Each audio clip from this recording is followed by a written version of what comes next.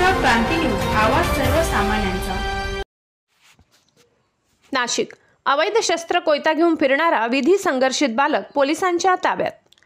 नाशिक शहरात अवैध शस्त्र बाळगणाऱ्या इसमांवर कारवाईचे आदेश पोलीस आयुक्त संदीप कर्णिक यांनी दिले होते।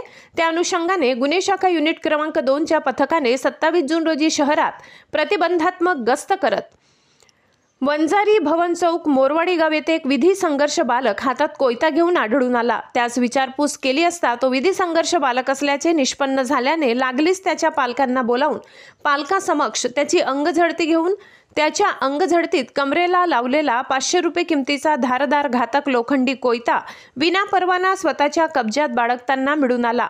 त्याची अंगझडतीत मिळून आलेला 10,000 रुपये किमतीचा मोबाईल फोन असा एकूण 10,500 रुपये किमतीचा मुद्देमाल जप्त करण्यात आलाय।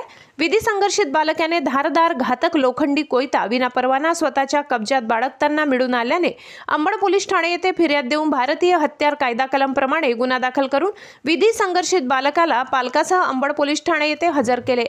सदर कामगिरी वरिष्ठांच्या मार्गदर्शनाखाली हेमंत तोडकर, समाधान हिरे, मुक्तार खान पठाण, यशवंत बेंडकोडी, नंदकुमार नांदुर्डीकर, अतुल पाटील, चंद्रकांत गवडी, वाल्मिक चव्हाण, मनोज परदेशी, प्रवीण वानखेडे, जितेंद्र वजिरे या पथकाने उत्कृष्टरित्या कामगिरी पार पाडली।